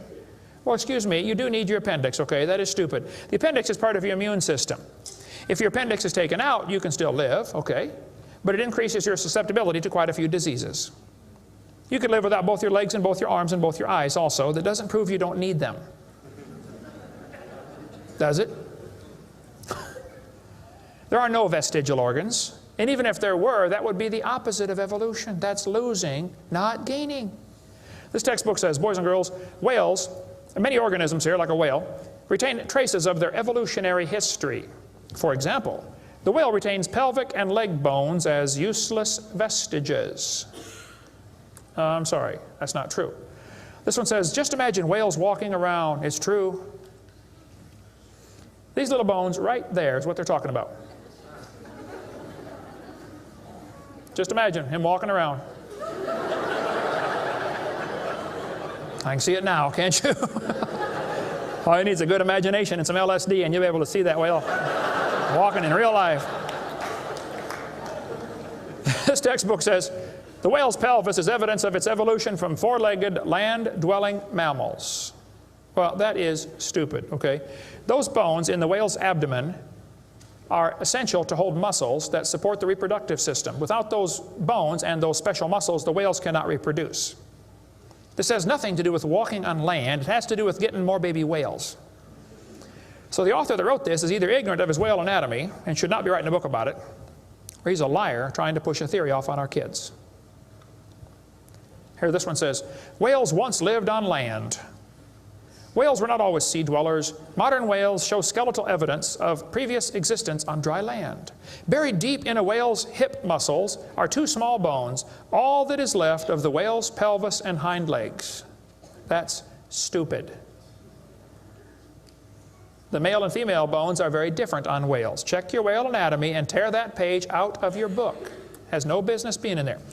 This textbook says, humans have a tailbone at the end of the spine that is of no apparent use. I was debating a guy in North Alabama. He was the president of the North Alabama Atheist Association or something like that. He got up and he said, folks, we've got evidence for evolution. Humans have a tailbone they no longer need. When it was my turn, I got up and I said, Mr. Patterson, I taught biology and anatomy. I happen to know there are 9 little muscles that attach to the tailbone, without which you cannot perform some very valuable functions.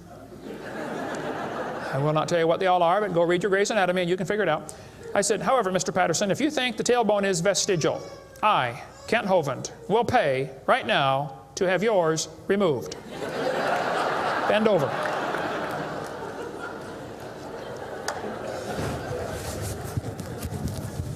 That is stupid, folks. The tailbone is not vestigial. This one says, the coccyx, that's the tailbone, the small bone at the end of the human vertebral column, has no present function and is thought to be the remainder of bones that once occupied the long tail of a tree-living ancestor. I was taught when I went to school, man used to have a tail, but he lost it because he didn't need it. I thought, didn't need it? Have you ever thought how handy a tail would be? Have you ever come to the door with 2 sacks of groceries? Wouldn't that be nice, man, be able to grab that door and walk right around and get in it? Lost it because we didn't need it. Man, you could drive the car and tune the radio knob and hold a Coke at the same time. We're going to tell the kids that lobe-finned fish show evolution. Yes, boys and girls, during the Devonian period, 410 million years ago, there were fish with lobe fins. What that means is a short arm and then the fin grows. Well, that's stupid, okay? The lobe-finned fish are still alive. They're called the coelacanth.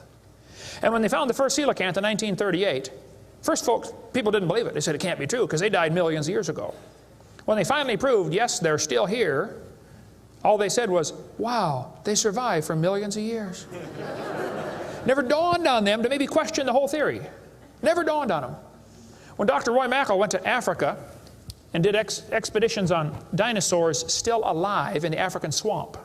University of Chicago microbiology professor Dr. Roy Mackal wrote this book. He went over there twice, interviewed folks who've seen living dinosaurs. People who've never seen a white man. When he showed them the Apatosaurus, they said, yeah, that's Mokele Mbembe. He lives out in the river. He's not friendly. Don't get close. Dr. Mackal said, fellas, that's a dinosaur. They've been dead for 70 million years. The natives said, well, we're sorry. We didn't know about that. All we know is we see them out there once in a while. So Mackal gets back, writes this book, and says, folks, there are still some dinosaurs alive in Africa. Then he says, it's amazing they survived for 70 million years. Never will cross his brain that maybe your basic theory is wrong. That thought will never enter his mind, I don't think. It ought to. Lobe-finned fish are still alive, folks. They tell them trilobites are good index fossils for rock that is 600 million years old. Well, that's stupid, okay? There's a human shoe print where a guy stepped on and squashed a trilobite. How could a human step on a trilobite? If they 500 million years ago. One guy said, maybe aliens visited the planet and stepped on a trilobite.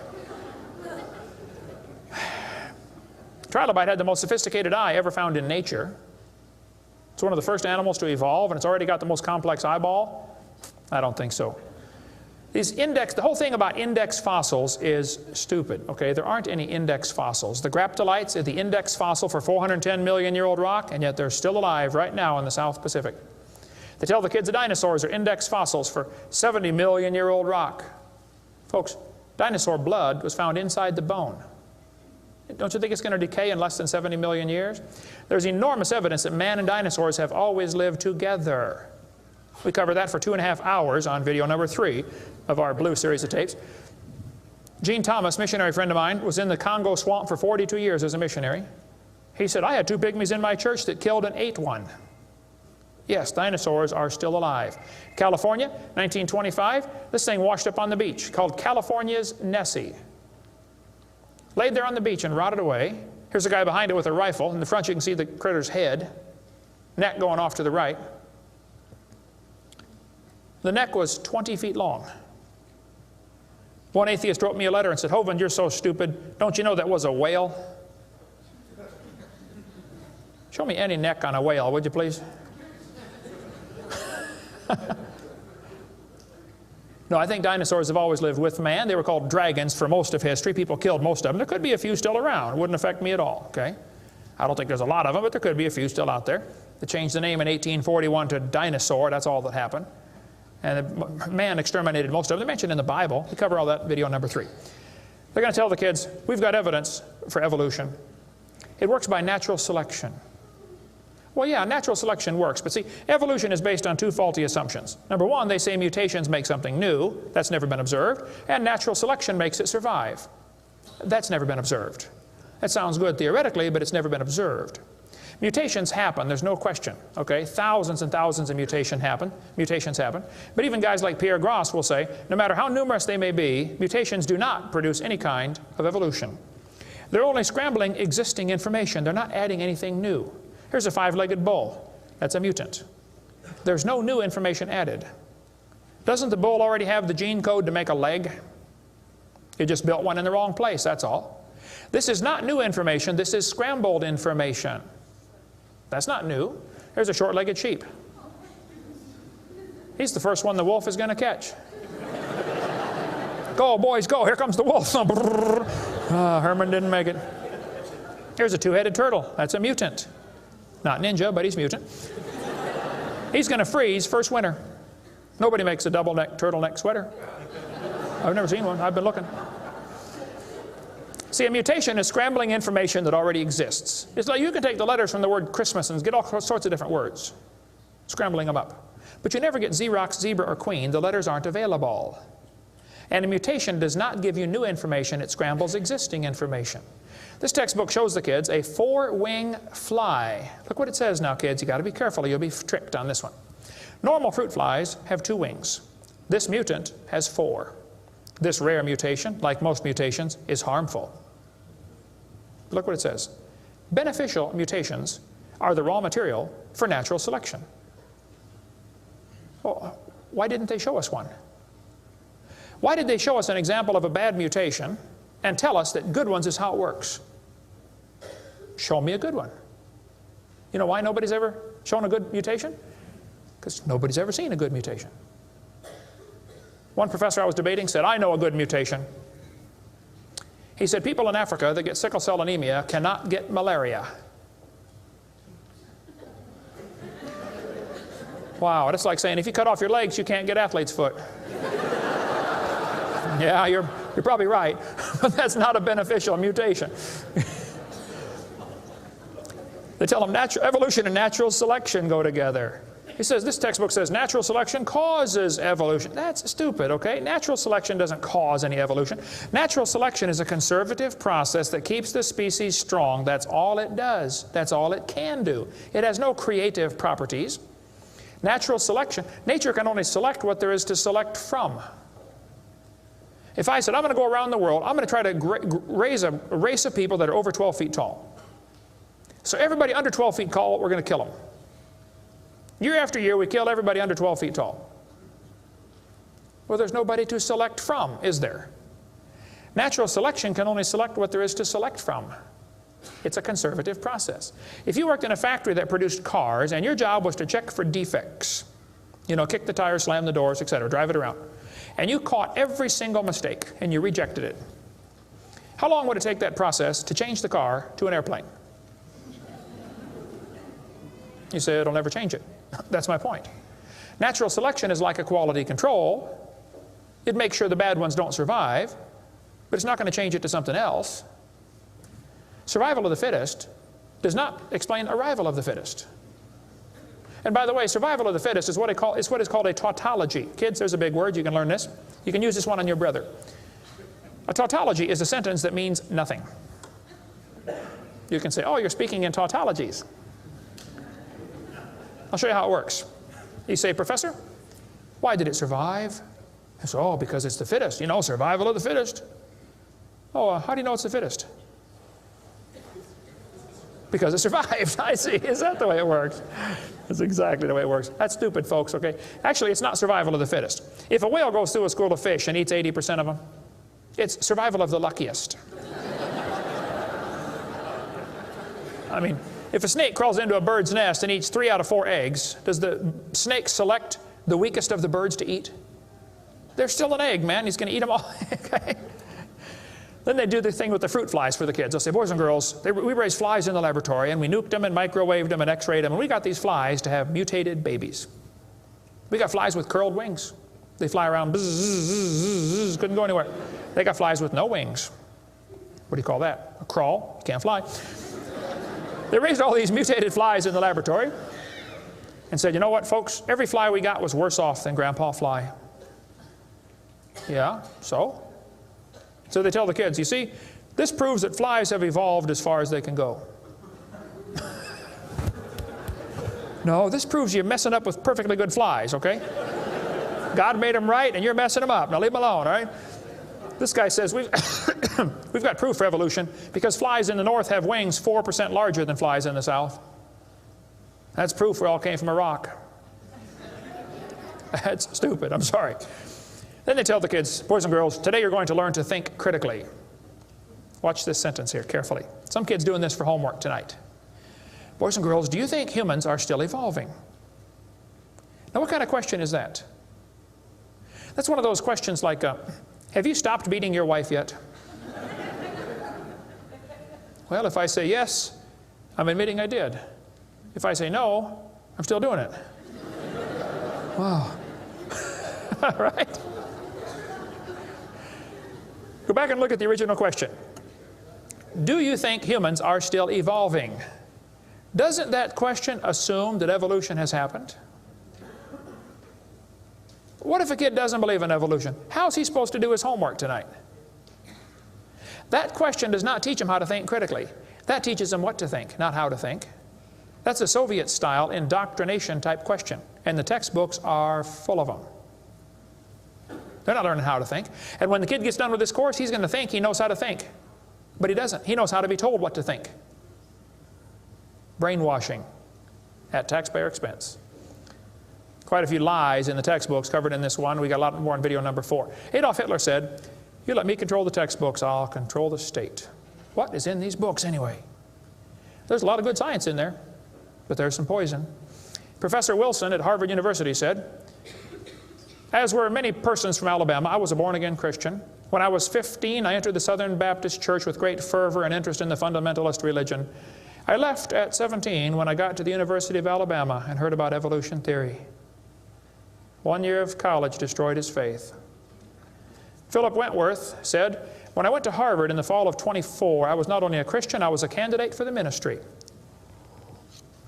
Then for 4 years, I underwent a process of mental readjustment which shook my little world to its foundations. Through it all, one thing was clear to me. If I could reconcile religion with intelligence, I knew that I could go on into my chosen career fortified by the experience. If I could not, every consideration of honor would compel me to make other plans. In the end, I gave up the ministry." Scott wrote me a letter and said, "Dr. Hovind, until I went to college, my faith in God was sound. My college history class helped destroy that faith. I started to doubt the Bible and God's Word. I even started to doubt Jesus was truly God's Son and that He died and rose for my sins. My best friend showed me your tapes, and I was in awe of what I saw. Everything I thought I knew about life was changed." Praise God. People will sit home and watch a video that you will never get to come to church, especially men. If they're sitting at home holding the remote, there's this feeling of power that surges through their body. How many know what I'm talking about? Now come on, be honest, okay? Right? That's why we purposely leave my videotapes uncopyrighted. Copy them and give them to your friends, man. Get them saved, all right? 75% of the kids from Christian homes that go to public schools are going to lose their faith after 1 year of college. 75%. Professor Bonar said, "Evolution is a fairy tale for grown-ups. The theory has helped nothing in the progress of science. It is useless." Malcolm Muggeridge said, "I am convinced the theory of evolution, especially the extent to which it's been applied, will be one of the great jokes in the history books of the future." It's a joke. And it would be a joke if it weren't for the tragic results. How many kids are taught this thing every day and believe it, and it destroys their faith? Adolf Hitler was a strong believer in evolution. He thought the Jews were an inferior species and needed to be eliminated for the good of humanity. Joseph Stalin was an evolutionist. Trotsky was an evolutionist. Pol Pot from Cambodia was a strong believer in evolution. We covered lots more on that in video number 5.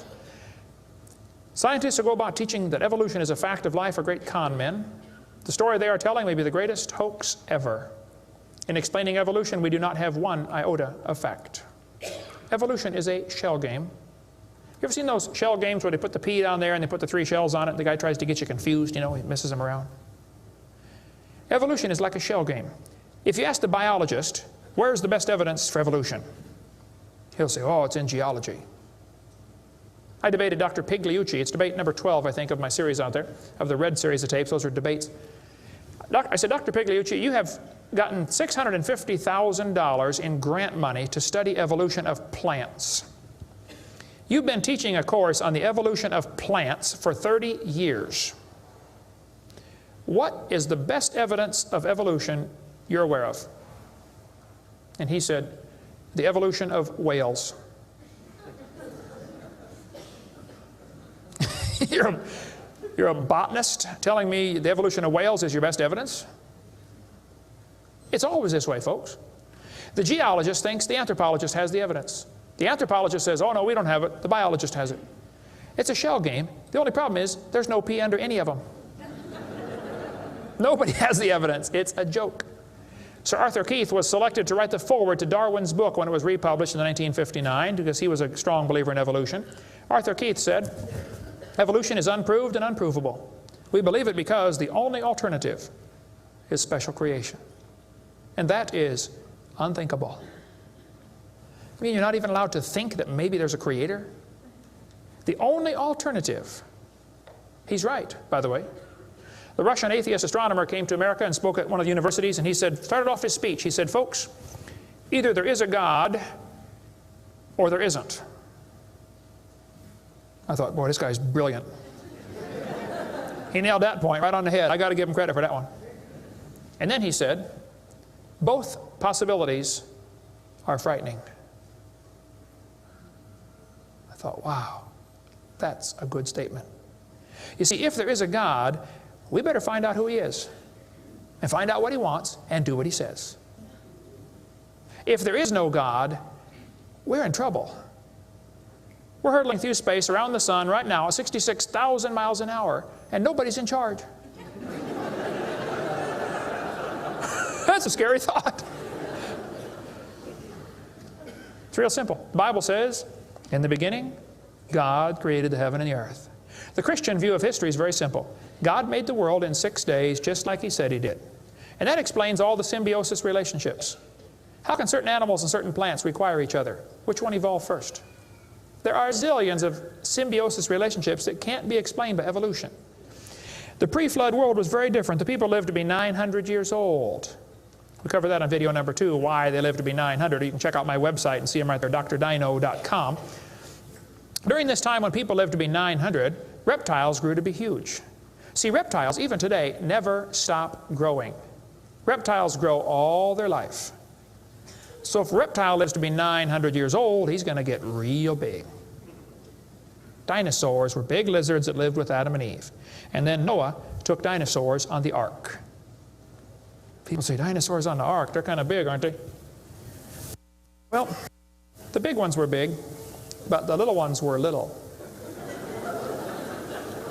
And Noah was 600 years old when he built that boat. I bet he was smart enough to figure out, you don't have to bring the biggest ones you can find.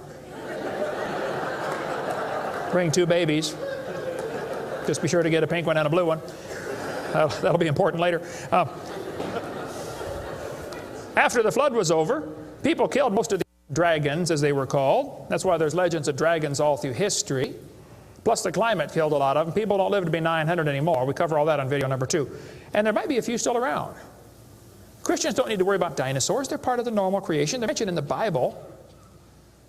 It's all there, folks. We just got to get a good biblical view of history. God created this world. See, it's real simple. Let's summarize here. God made the world. It didn't evolve. Evolution is stupid. There are hundreds of more reasons we can give. We're going to run out of time, though. But if God made the world, He owns it. That means He makes the rules, like the 10 Commandments. We are guilty of breaking His rules. I'll show you. Rule number 9, commandment number 9, thou shalt not bear false witness. That means don't lie. How many of you have ever lied before? Come on, you don't do another one. Put your hand up. Don't give me that pious look. Come on. Number 8, don't steal. How many ever stole something? You already told me you're a liar. Now come on. You don't have to read very far to realize we're guilty, which means we're going to be punished. Or find a substitute. See, I can't substitute for your sins because I got a whole bunch of my own. But Jesus Christ is not only willing, He's able. He wants to take your place. He wants to pay for your sins. It's real simple. February 9th, 1969, my friend said, Kent, you're a sinner. I said, well, you can say that again. He said, you deserve to go to hell. But Jesus died for you. He wants you to save you. He wants to save you. If you'll ask Him, He'll save you right now. And I bowed my head and said, Lord, I'm a sinner and I deserve to go to hell, but would you please forgive me and save me? And I've got God's promise I'm going to heaven. Hey, if you died today, where would you go? You ought to think about it because you will be dead for a long time. Doesn't matter how long you live, you're going to be dead longer than that. You know, George Washington died 200 years ago, and he's still dead. How much longer does he have to go? You're going to be dead for a long time. All you get in this life is a little bitty dash between 2 dates. Just a little and it's gone. What are you going to do with your dash? Let me give a suggestion to you. Give the whole thing to Jesus. Say, Lord, you may have it, the whole thing. One time a little boy saw Jesus preach and he had a little sack lunch, 5 biscuits and 2 fish sticks. He said, here, Jesus, you can have the whole thing. Jesus said, thank you, son. Everybody sit down, please. 5,000 men, plus women, plus children. We can assume probably 20,000 people. Jesus started breaking those fish sticks and bread up and making fish sandwiches and started passing them out to the disciples. And everybody sat down in the grass and they passed them out and passed them out and passed them out and passed them out. When they got all done, everybody was stuffed. You want another fish sandwich? Oh, no, I can't. No, man, I'm stuffed. He said, okay, disciples, gather up all the fragments. They got 12 baskets full of fragments left. That little boy came home from the meeting. Mama said, hey, son, how'd you like your lunch? Oh, Mom, you won't believe it. Was it good? Oh, it was good, Mom. You have any left? Hey, disciples, come on in here, would you, please? See, he decided to give it all to Jesus. Now, he ended up getting fed himself. He's one of them 20,000 that got fed, you know. He could have kept it and got fed, or he could give it away and get fed. Worked the same either way. If you could learn to give your life away to Jesus, you will get a wonderful life. Plus, it'll bless lots of others. Some of you ought to quit worrying about knocking that dumb ball into the hole in the dirt and start worrying about who's going to heaven or hell. And you ought to quit worrying about getting a fancier car and a fancier house and start worrying about who's going to heaven or hell. Maybe God gave you that good job so you can give some money to missionaries, not so you can build a bigger, fancier house. You know what we need in this country? We need a Christian Barney. How many kids in this town tomorrow are going to be taught evolution on Discovery Channel, Nature Channel, National Geographic, textbooks, library books? How many? Thousands of them? And they're going to use dinosaurs, aren't they? Little 4-year-old kids get a book. Hey, boys and girls, dinosaurs lived millions of years ago. Isn't that what they say? Why don't one of you get yourself a purple costume? Get all the neighborhood kids together. Hey, boys and girls. We're going to sing now. God loves you, God loves me. He wants you in His family.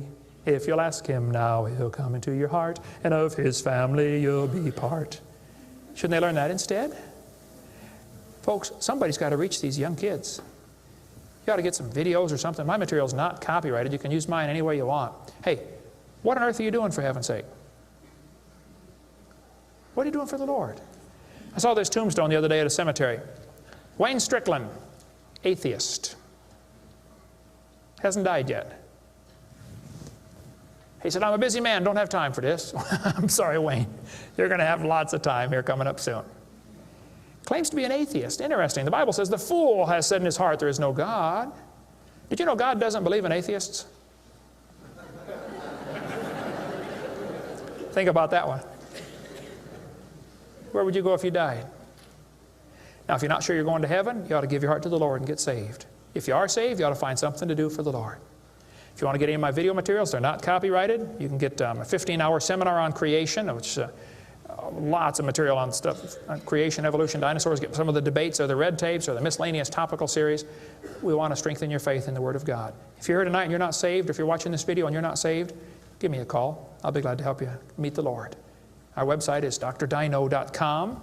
Phone number in Pensacola, Florida, 850-479-DINO. We like dinosaurs around there. If you come through Pensacola, stop and visit Dinosaur Adventureland. If you get a chance to go on the cruise, we'd love to have you come on the cruise, and we'll talk more about dinosaurs and creation and evolution. Thank you so much for joining us tonight.